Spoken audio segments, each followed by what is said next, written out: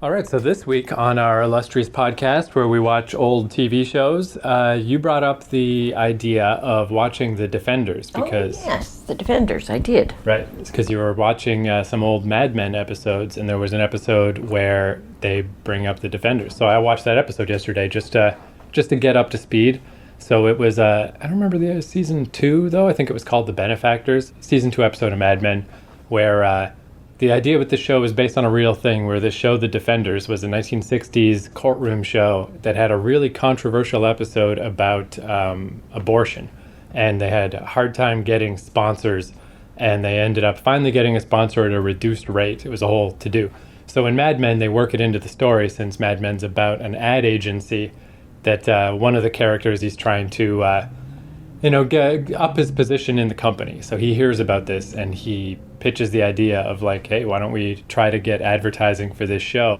Move into, because they don't do a lot of TV advertising. So they're like, this is our chance to get into TV. And it doesn't work because that show is like radioactive. It's so Controversial. So controversial, yeah. So, but still the guy gets out, he does well though within the office. Everyone's still impressed at his gumption. And so first, I guess we'll just talk about that for a sec, is it was kind of neat to watch Mad Men again because I haven't seen it in years. And I guess like the main kind of problem with Mad Men is that it just sort of never goes anywhere. It's a very meandering show, and I don't think either of us actually made it to the end of that series, right?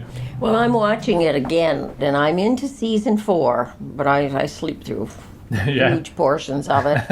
And all I can say at the end is, although Don Draper is the hero of the show, and I kind of liked him at the beginning, and I liked his independence, and but by season 4, I can't stand the man.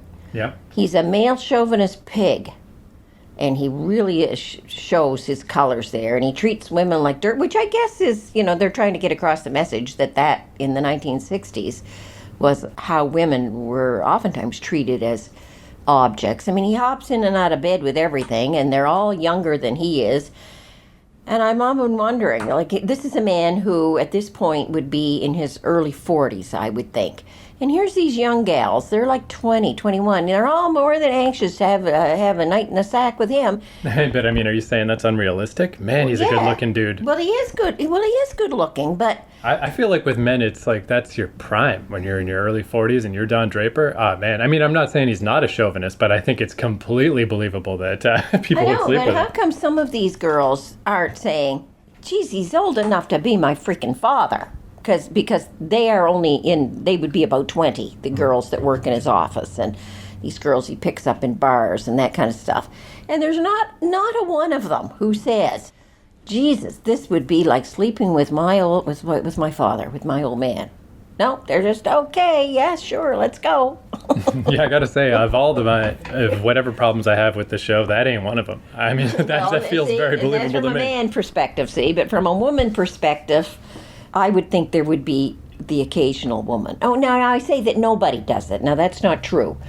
The former not wife that he had in California, her niece, he drives her home one night and the niece tells him that this one former wife, whatever, has cancer. He tries to get her into bed, and she doesn't. She says, what are you doing? And she's quite offended that he would put the makes on her, and she gets out of the car. But she's very one of the few. I'm just saying, I can't believe that every blessed woman who ever looks at Don Draper just wants to get into bed with him. Not everyone would. Yeah, maybe they just didn't show the ones who didn't, though. TV. It's not fun to watch TV where, it doesn't work out. But did you get to, if you're in season 4, did you get to the episode where him and Peggy just stay in during the boxing match and work? No. So that one's coming up. It's a really good episode. But yeah, this one, it was neat because, I don't think I would go back and rewatch or attempt to get all the way through Mad Men again because I made it somewhere into season 5 and I fell off. I don't know how far it went, 6 or 7.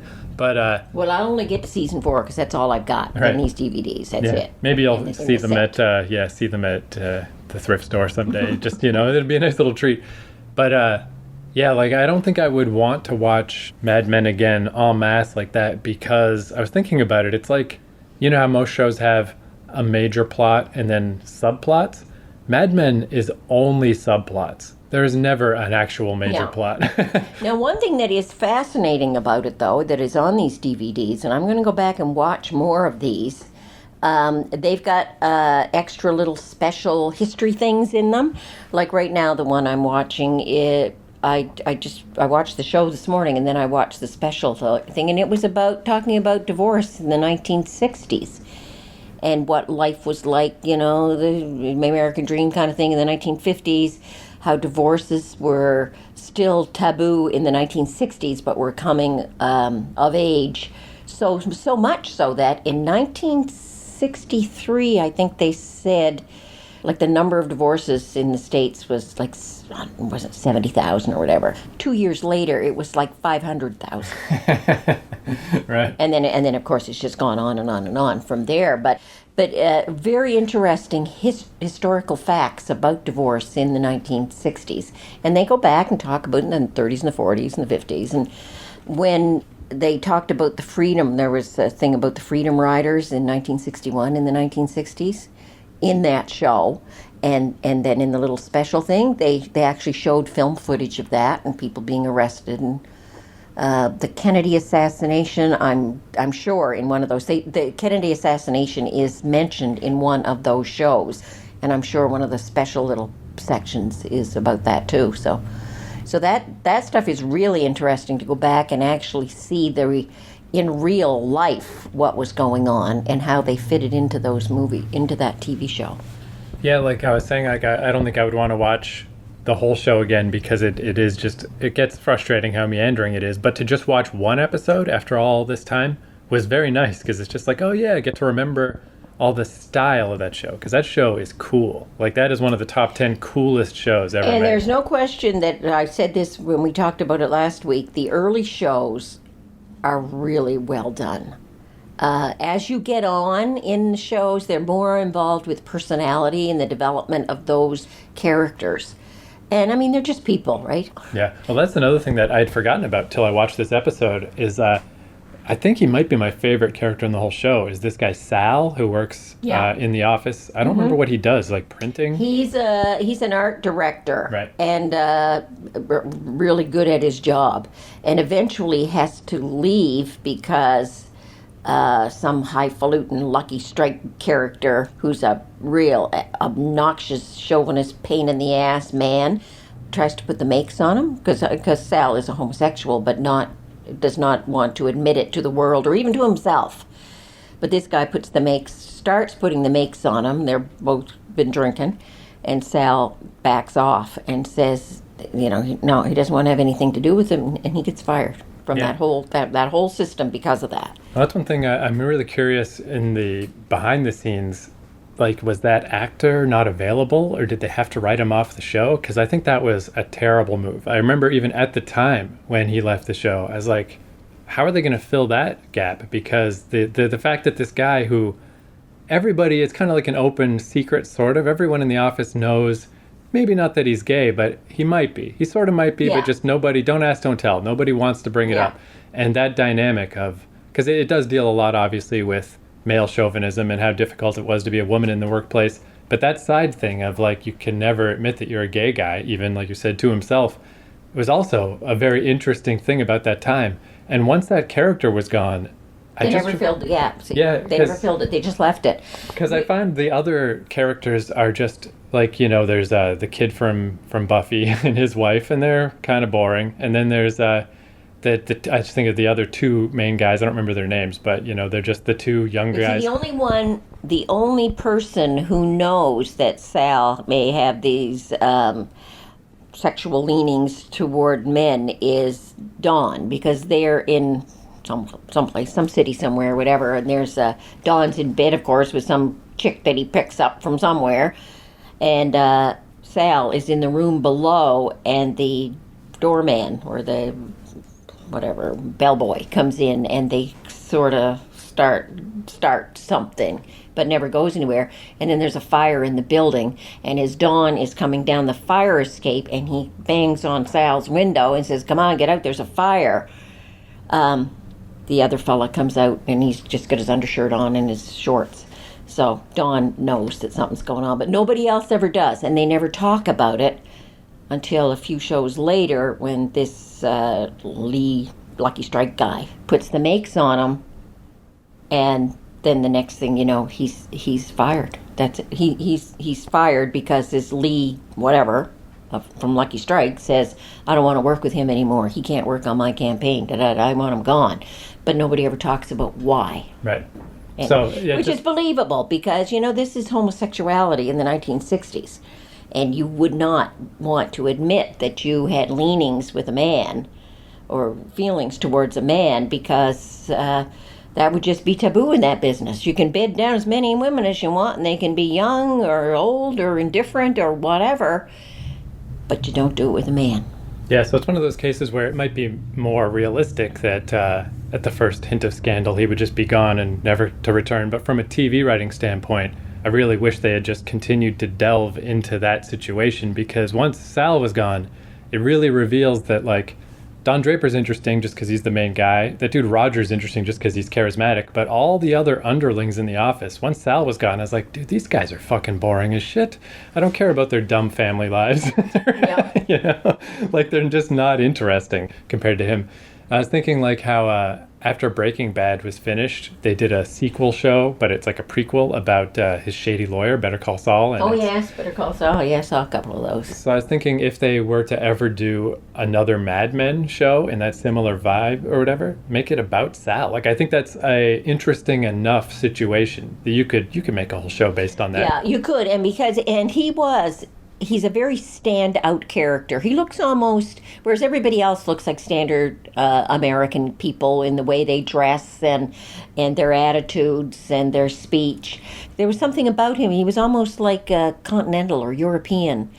His whole attire, even right down to his clothes and his ascot, was very, very classy.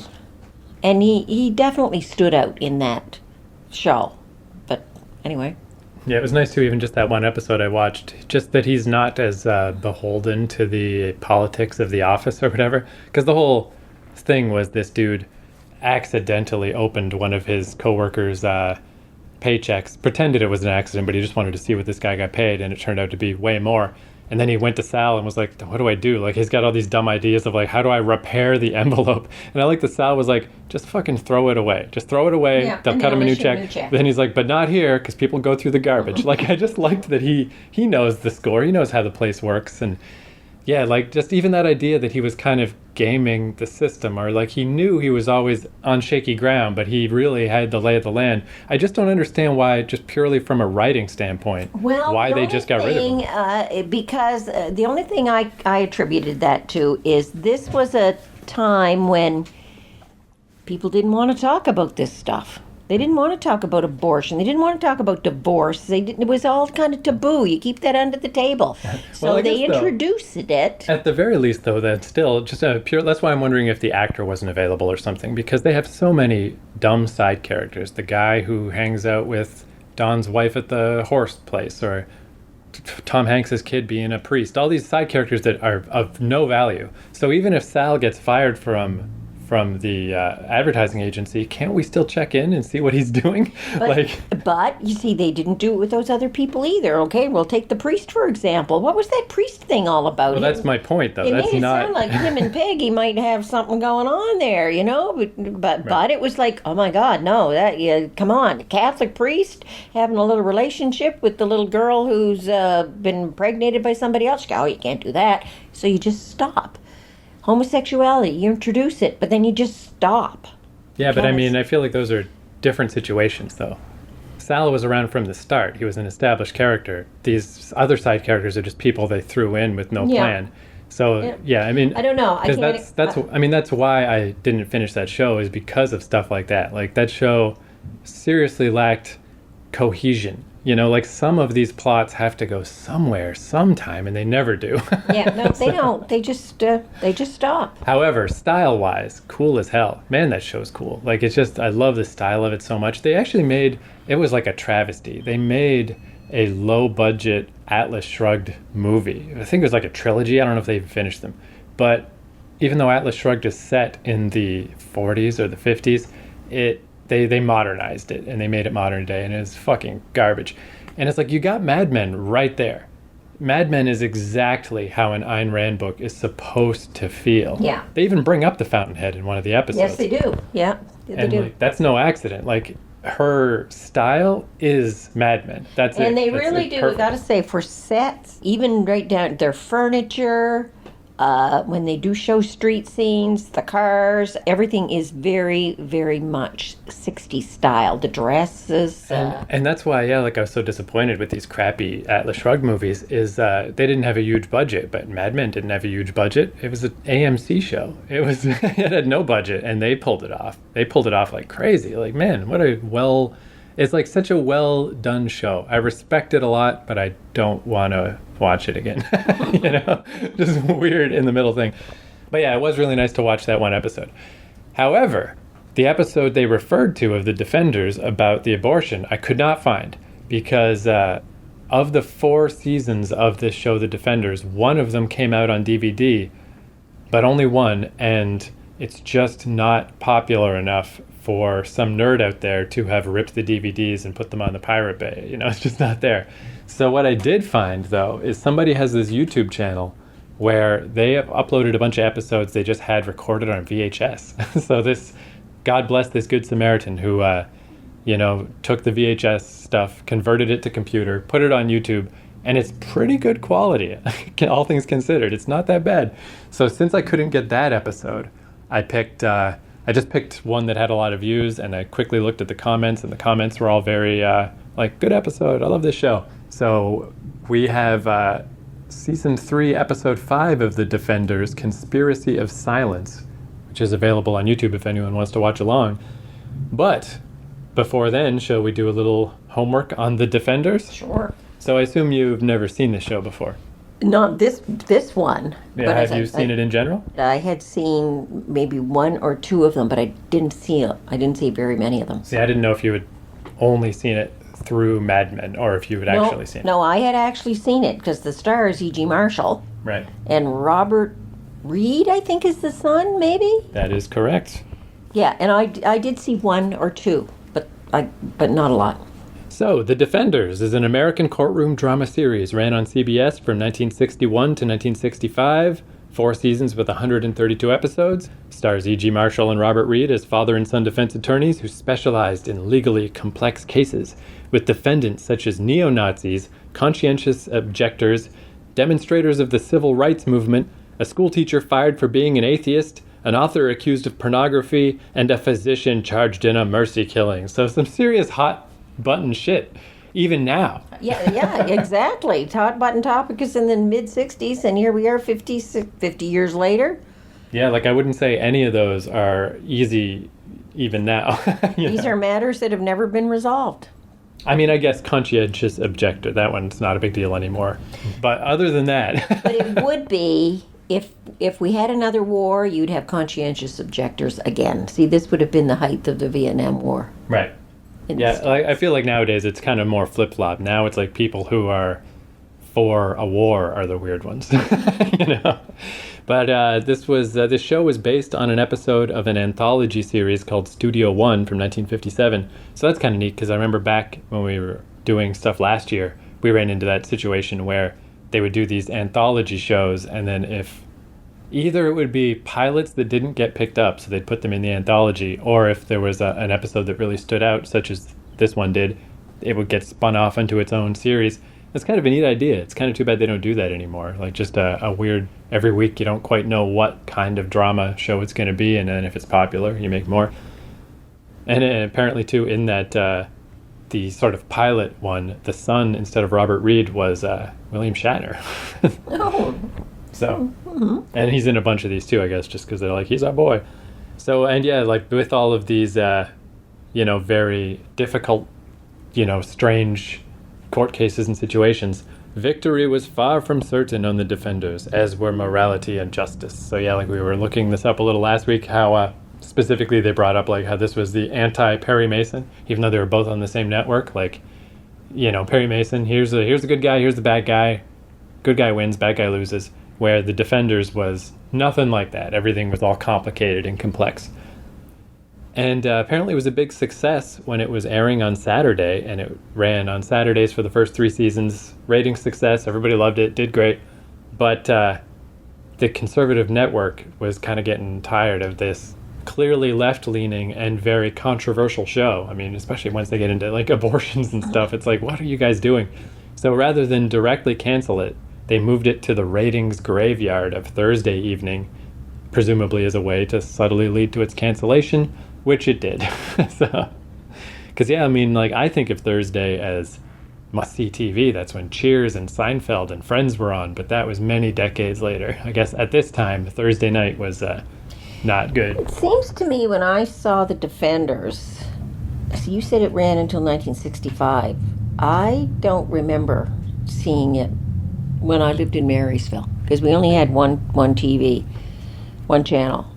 I think I may have seen it when after I moved to Campobello Island, and see that down there we were picking up other channels Right. from the States, because they're on the ocean, and they were picking up, you could get ABC, CBC. So I suspect I was seeing it not at home. I was seeing maybe reruns or something when I would be out babysitting for people, because I didn't see a whole lot of them. Yeah, and even to this day, like I said, thank God for this one And person. I kind of think I was like in high school kind of thing. I was not in junior high school. I was older when I saw these things. So I'm thinking I probably saw them there at other people's houses when I was babysitting. Yeah, it's definitely not one of these like super famous shows. Like if I want to go find Lassie, or when we did, Leave It to Beaver, not hard to find. Most of these shows aren't that hard to find. But even though The Defenders, it won 13 Emmy Awards, including 3 in a row for Outstanding Drama Series, received an additional 7 nominations. But like, I had not heard of it until you brought it up last week. I had seen that Mad Men episode, but that just, I didn't even really realize that was a real situation. And like I said, if it wasn't for this one YouTube channel where this person uploaded a bunch from their own collection, I might not have been able to find any of these. So it's kind of a shame. It's really kind of disappeared. Despite the fact that in 2002, The Defenders was ranked number 31 on TV Guide's 50 Greatest TV Shows of All Time, and in 2013, TV Guide ranked it number 8 in their list of 60 Greatest Dramas of All Time. So, I mean, it's always high on the list. It's been right up there. And then, yeah, like I said, it was the 1962 episode, The Benefactor, in which the father and son legal team defended an abortionist, which was the most controversial. But since I couldn't find that, we have Conspiracy of Silence from October 26th, 1963, where the Prestons sue a doctor in a malpractice case that results from the death of a patient. So here we are, 50-some, almost 60 years later. Let's see if in 2022, a storyline from 60 years ago holds up. Yeah, and I mean, I suspect that it will, because particularly, I mean, again, we have the luxury of being from Canada, so we can kind of sidestep things a little and pretend that we don't, the problems of America are not our problems.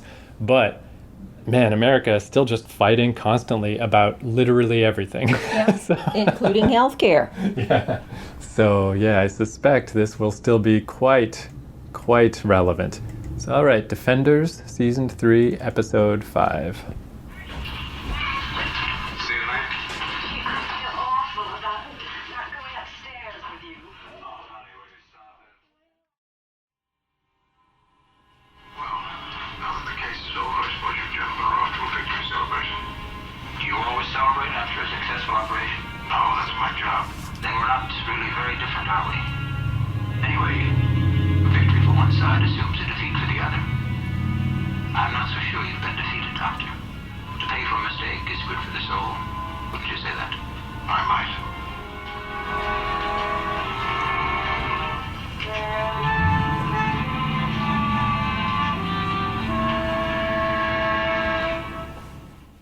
So yeah, I guess the first thing I want to bring up is just kind of interesting is that I don't know where this came from, because the person who uploaded it to YouTube just said they had a big collection of mostly William Shatner stuff, and since he was in this show, that's how they came upon this show, and then uploaded all the ones they could find.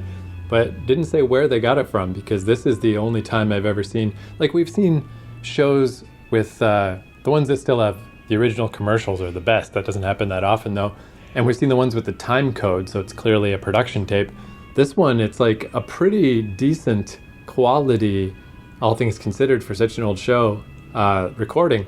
but instead of where the commercials are supposed to be, it's just a screen that says commercial insert.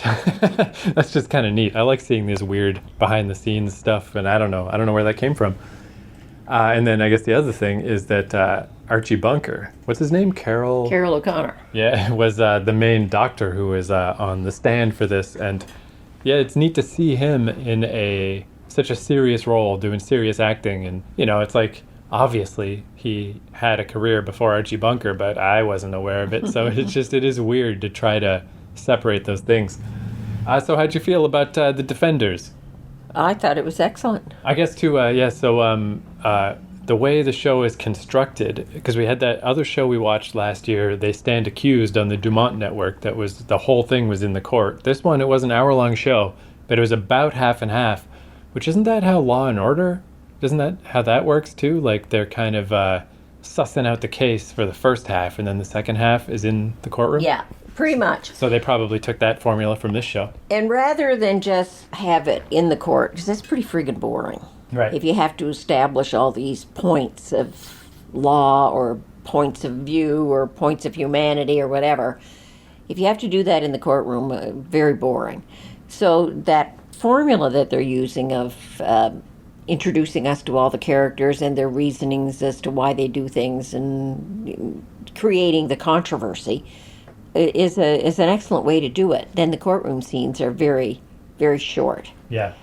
Yeah, because even when they first went to court, it is kind of that, it's kind of more fun when they're just at the hospital and they're interviewing the different people, and like it's like the detective side of it almost. Yeah. And then you're like, oh, darn court. But then you get into the court thing. And Now, the thing that I was doing, though, all the way through, and I kept trying not to do it, but I kept doing it anyway, I guess because I'm a lawyer, I kept looking at the legal argument as they were talking about why the doctor did this or why the doctor didn't know that, and I kept thinking, yeah, okay, from a legal standpoint, this wouldn't fly, or that wouldn't work, or they're not going to be successful in court with that argument. And I was thinking, geez, if I had seen this when it was first aired, and I would have been about 16 years old, I would have been looking at it from a whole different angle, from a very emotional angle. I would have been siding with the wife and feeling so sorry for her and what happened. But now looking at it, I'm looking at it from a legal argument. I assume too in real court there's a lot less. And isn't it true that like these really heightened dramatic? Yeah, you can't get away with that. Although give him the other lawyer kept cutting in and saying that's argumentative, that's not a question, that's a comment. He was really good at that continual jumping in. And that's where it was mentioned while we were watching it. It really feels different from where like Perry Mason or whoever, or the hotshot lawyer that is so great. I really get the feeling that E.G. Marshall in this, like even the judge is just like kind of like, all right, here he goes again with his fucking isn't it true, and it's like, will you stop? Like I feel like the other characters were like, hey buddy, you're not in a TV show, act professional. But it was more realistic than let's say something like Perry Mason, because it was showing you legal argument, and there is a lot of that interjection and interruption, which is why most court cases are so terribly boring. Right. Because the lawyers are always cutting in on each other and saying, oh, that guy shouldn't be saying that, judge, I want you to make a ruling, and they did pretty good at bringing that up without dragging the show down. It was good. So the basic plot is this guy goes in for a routine surgery for a hernia, and it turns out he has hemophilia that he did not know about, and the overworked doctor didn't do all of his due diligence to double check that this guy doesn't have hemophilia, so the guy died on the operating table. So I guess that's the first thing that I thought was a little potentially contrived about setting up this situation. But again, maybe it's just, if this is the 60s and this guy grew up in the late 40s or 50s, I mean, maybe you would just grow up and not know that you have hemophilia. Yeah, and I suppose if you never had a serious accident of any kind where you bled a lot, maybe you wouldn't know. And they even put his own doctor on the stand who had done his, had told him that he had the hernia and he should have the operation, and that doctor didn't check for hemophilia either. And if the man knew that he had anything like that, according to what we saw, he didn't disclose it. That is one of those things that I've got to just presume is just a thing of the time, because I just feel like you couldn't do this plot today. Because, like, for instance, there's the guy that we were just showing you the clip of the Trash Taste podcast, the 3 British guys that talk about Japan and anime and shit. One of those dudes, the guy Connor, he's got hemophilia, and yeah, he's like in the hospital since he was 4 years old. Like, nowadays, when you have hemophilia, it's not a mystery. So I mean, but see, they were saying hemophilia, but we never really. I mean, and they may have just been using that term just for this show's purposes. The man just may have had thin blood, like people who have heart operations, for example. They put them on blood thinners, and they bleed like crazy. If they knock into something, they get huge bruises because their blood is so thin. So rather than them getting into big argument about that sort of thing, thin blood, maybe they just decided they would use hemophilia as a term. But I mean, I know people nowadays, even today, like they'll say they're on blood thinners, and I'll say things like, oh gee, if you bump into something and you get a bruise, does it become a huge bruise because the blood is flowing so easily under your skin? And oh no, that's not a problem. So then you wonder, like, if they were going to a hospital, or would they say that? Would they tell the doctor, hey, I'm on blood thinners, I bleed like a stuck pig? Well, I mean, again, they should. They should. But you wonder. Right. It's like sometimes when you go to the doctor and the doctor says, like, how are you? Oh, I'm fine. But you got things wrong with you. And sometimes that's why I always say to clients here, look, you should have somebody else go with you, because somebody's going to tell that doctor different things than what you say. Like, you've been practically dead in the morning. Now you're here at the doctor's office, and how are you? Oh, I'm fine. Well, no, you're not. Why are you here? So, hard to say. I mean, I wouldn't just put it down to the 1960s that they weren't checking for those kind of things. Was that doctor negligent? See, again, it's open-ended. The show ends on you don't really know. Right, and I guess so in a way, kind of the real...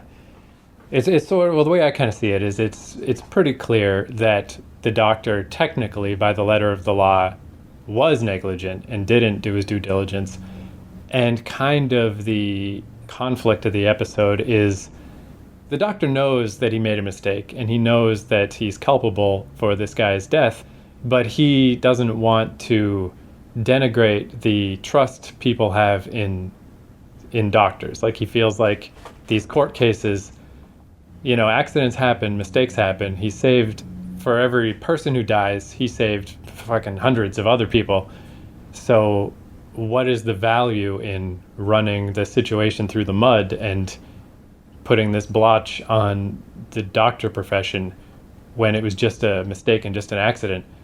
And it's one of those things that I think I kind of side with the doctor. Like, by the letter of the law, yeah, he was wrong and the wife should be compensated. But it's just so weird from the wife's side. Like, I guess what it comes down to is it's, again, that American idea of punitive justice. I'm just not into that. Like, well, but here's the other thing. And I don't know what the story would be in the 60s, but I presume it wouldn't be that much different than today. The surgeon is doing the surgery. He's putting on his gown, and the guy's going into the operating room, and the doctor is doing the surgery. What about the prep leading up to that? Like, who was responsible for checking out to get the man ready for surgery? The nurse took the needle and wrote it in the report, but was there nobody else, a prep doctor or something, who would look at that and inform the surgeon? I mean, the surgeon's doing the surgery, right? Is he supposed to be going around and checking everything else on the patient too prior to surgery? Yeah, that's a good point. Like, for instance, another character was the young protege who's been working with Archie Bunker for the past year, working his way up to becoming a great doctor. What did that guy even do? He's apparently was there for the surgery, but did he not look at the records? Did he have what did he do? Yeah. Couldn't he be double checking stuff? The man is set up to have a hernia.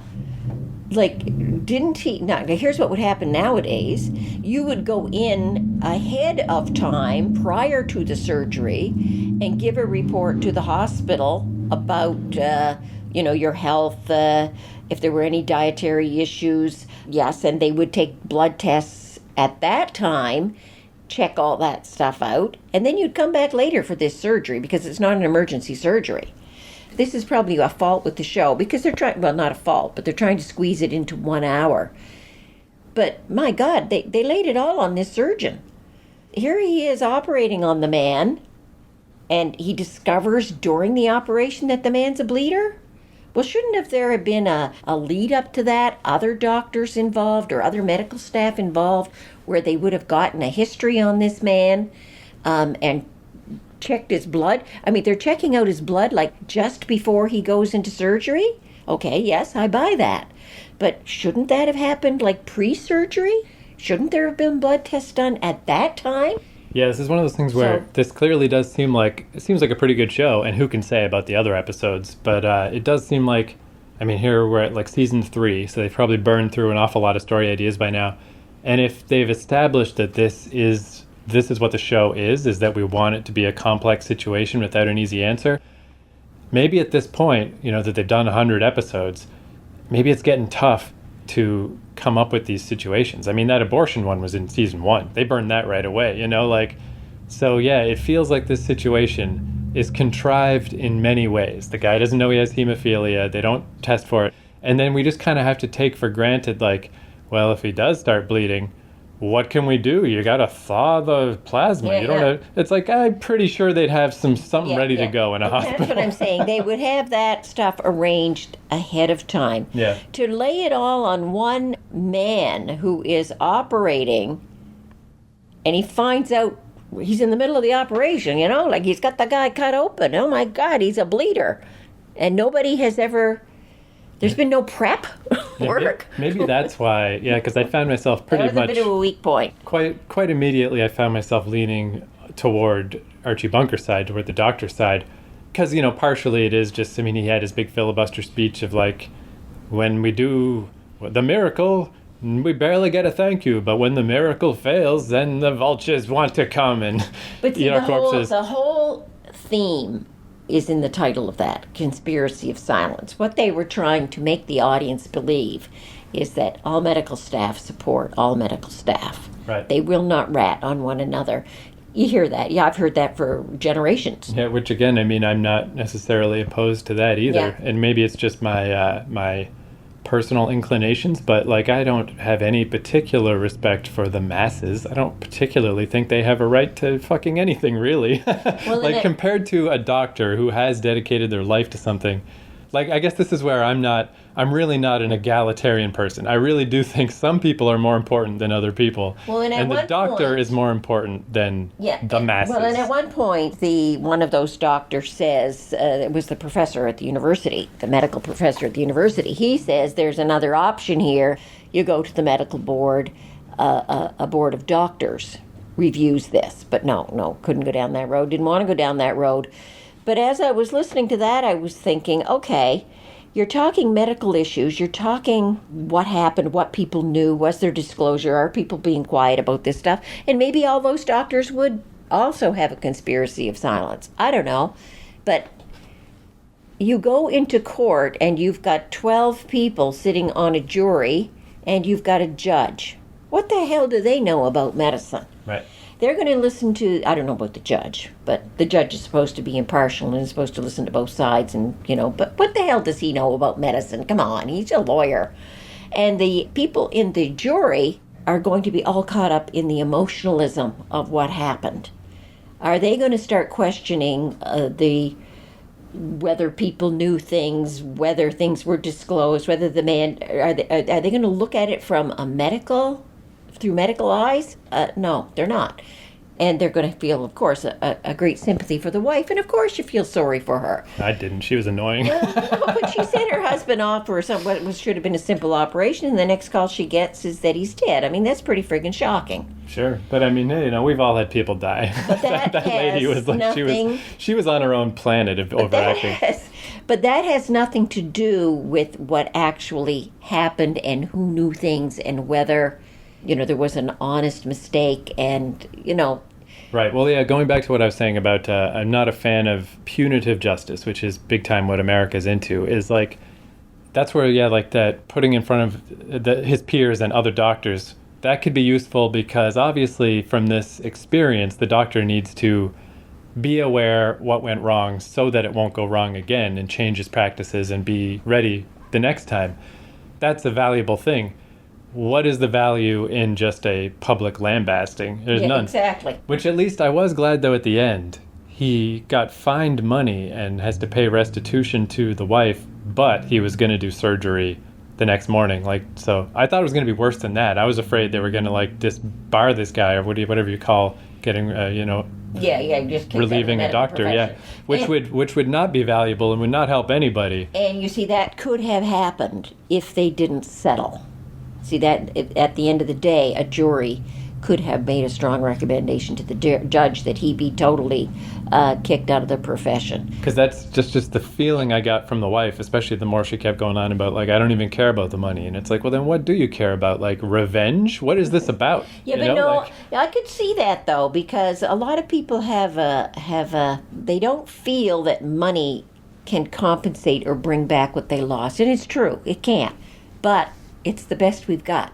When somebody does you wrong, you can put them in the stocks, you can cut off their head, you can, but put them in jail still forever. But what does that do for anybody? Money is the best compensation in our culture we have to right a wrong. In this particular situation, though, I mean, that's such a strange take that the doctor wronged her. Like, the doctor was trying to help her. It's just an accident happened, Yes. Like, it's just, that whole, like, eye for an eye revenge thing. It's so American, and I just don't like it at all. And and that's what I found weird about these main characters, E.G. Marshall and his son, is they had a couple little overtures about justice and truth, but really they're just towing the line. They're just making sure the system works and just by the letter of the law. And I don't like that either. But that's how the law works. So that's what lawyers do when they get in court. Yeah, well, I don't trust anyone who just puts their faith in the system and like, hey, if that's what the system says, it must be right. Like, really, it's just funny that the good guys, the quote unquote good guys in this show, I just found so unpleasant. The lawyers and the wife. It's just like all of you people need to just take a step back, take a deep breath, think about why you're pursuing this case, because what did this doctor actually do besides make a mistake? And see, that's where I'm saying if I had been watching this before I became a lawyer, I would have looked at it from that very same standpoint that you're looking at it. From, these characters, I can't stand that one and I can't stand that one and this was not right. Yeah, but when you look at it from a lawyer standpoint, they brought up all kinds of points of law that most of these shows would never do. And one of them is, if you are wronged or you feel you are wronged, what kind of compensation can I give you? I can't give you back your husband, but I can give you money. And that sounds so awful. Oh, I can pay you money. But what else is there? So she will get money that will set her and her child up for their life. They can never get the husband back, so hey, money. And it sounds awful to say that. That case, if it had gone to trial, could have gone the other way. They could have found completely for the doctor. She would have walked away with nothing. Absolutely nothing. So by settling it the way they did, it sounds kind of crass, but he was able to carry on with his practice. He obviously would learn from what happened there that he better go and start checking people for hemophilia. And she has money compensation that will allow her to carry on with her life. That's the best you can hope for. But there was no real resolution at the end of that show. Well, I kind of got the sense, I mean, maybe I'm reading into this, maybe this isn't what they intended, but when the young doctor showed up to testify, that's when Archie Bunker said, like, all right, forget it, let's just settle. I kind of got the sense it was because Archie Bunker kind of wanted to, the veteran doctor kind of wanted to protect the young doctor from this circus. It's like, you don't need to be involved in this. I wish you hadn't have showed up, and now that you're here, I'm not going to make you have to do this. I think there was some of that, but at the very end, when he said that the only reason why the other fella, which was not quite right either, the only reason why the other fella was operated on at 11 o'clock in the morning instead of 4 o'clock in the afternoon is because there may be an emergency happen in the afternoon, and they would need the operating room for that. And then you hear the little kick in the can here. what actually did happen was a tonsillectomy. Yeah, but I don't Yeah, think, but see, but if there had been a real emergency, see, Yeah. this is what they didn't cover here, and this is a fault in that show. If there had been a real emergency, a car accident, heart attack, whatever, at 4:00 in the afternoon, that tonsillectomy would have been bumped. But they made it sound like, Archie Bunker doctor just wanted to, get the earlier one out of the way, and he just had a light load for the afternoon. But he would have no way of knowing what would happen at 4:00 in the afternoon, whether he'd do that tonsillectomy or whether there could be another surgery that he would have to take care of. Yeah. Right? They didn't deal with that. I didn't like that about that, how they put that little, that little kick in the can in there, like to make the doctor surgeon seem like he was a bit of a, shithead. Right. Didn't like that. But Yeah. that's the only fault I could say with it that I. Yeah, no, I mean, it's interesting because, I do find like it's almost the reverse of most shows where, you're very firmly on the side of the prosecutors and the, and they're the main characters. They're the ones here every week. And in this show, that certainly was not the case. It's just like, you guys are just some wind us up. We're the little legal monkeys. We just do the process. It's like, ugh. And well, I got the feeling that the reason that they settled at the end, because when the surgeon got off the stand and went and talked to his lawyer, he whispered something in his ear, and of course they wouldn't necessarily know what that younger doctor was going to say on the stand. But Archie Bunker surgeon, he did know that fellow was very bothered by what had happened, felt almost a guilt complex about something that happened. So I think they weren't sure what he was going to say. So rather than take the chance of him saying something really derogatory, that the doctor really was negligent, he really, saying something like that, they didn't want to take that chance. So Right. they settled instead. That was, I guess, one part too. I mean, everybody was obviously quite dramatic because the style of the time, everything's a little overly heightened. But it was a little weird when it's just the elder doctor talking to the younger doctor, and they're also having the big dramatic conversation where the young doctor's like, "But isn't it true that you're the reason why this man died?" Where, I mean, this is just anecdotal, but any time I've spent around hospitals, like, that young doctor would already be in the same place Archie Bunker's in the sense of you really aren't that bothered by one person dying. Because you go through so many people, and people die all the time. I remember when I was in the hospital in Toronto for my appendix, I was stuck there for a few days. And it was just the eeriest thing to be wandering the halls because I had nothing to do. And like there'd be a whole family at a hospital bed grieving, and it's the saddest thing you've ever seen. And then you turn the corner and there's a bunch of orderlies and stuff like laughing at a joke because they're there all the time. It's not the same to them. So Yeah. I really don't think that young doctor would be like, isn't it true that he died because of you? He'd be like, yeah, well. But see, if he was on them, remember now, picture it that trial had carried on. You've got the jury there. You've got that doctor on the stand, that young doctor, and the E.G. Marshall character, prosecuting attorney or whatever the heck he was. He says, "Do you think that Surgeon Doctor is responsible?" He would have said yes. Because that's what he said in the room with them privately. And if he had said yes, the jury would have been convicted. Yeah. Well, so I guess that's where it is weird. Is like, That was a chance they didn't want to take. like by the letter of the law, it is true that the doctor has made a mistake and that, the E.G. Marshall was right to pursue this case. But on the other hand, when the nurse character is like, these fucking vultures, these, ambulance chasers, I kind of felt like that too. It's like, get out of here. Yeah. Everyone's trying their hardest in this hospital. No one deliberately, there was no malice, I guess. No is the malice. thing. There is, when we were in law school, though, one of the very first things we learned about trials, any trial, civil, criminal, whatever. If you put someone on the stand and you don't know the answer, you don't know how they're going to answer, don't ask the question. Right. Because man, they might come out with something that's going to bite your client right in the ass. And if you're not prepared, you're going to have to somehow get around it. Sometimes you can't because it throws you right off. And you see that many times on court shows on TV. Somebody always says something where everybody's like, well, what? Yeah, that was funny too, that every time, E.G. Marshall, during the climactic finale court stuff. You know, he's asking questions, and then isn't it true that blah blah blah? I liked that right away. The defending lawyer and the judge were just like, that's not That's a question. enough. Yeah, like enough, that's enough. literally not a question. It was like, and that is how it is supposed to work in courts. You are supposed to be put down. So, getting back to Perry Mason, which we see, Perry Mason never gets stopped. At the very end, when there's a big turnaround, everybody just sits back and listens, because, of course, the accused jumps up and says, yes, I did it. Right.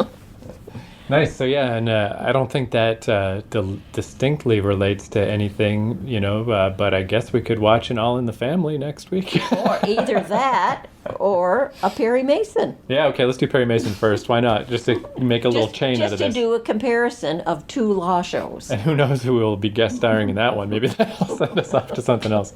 All right. Next week, Perry Mason. Surely that'll be easier to find. But yeah, that's again a nice little piece of TV history that is nice to fill in on my bingo card, because I didn't even know what it was. And I had completely forgotten about the Defenders until I saw that Mad Men show. And I said, oh, yeah, the Defenders. I vaguely remember that. Nice. But I think it held up. Yeah.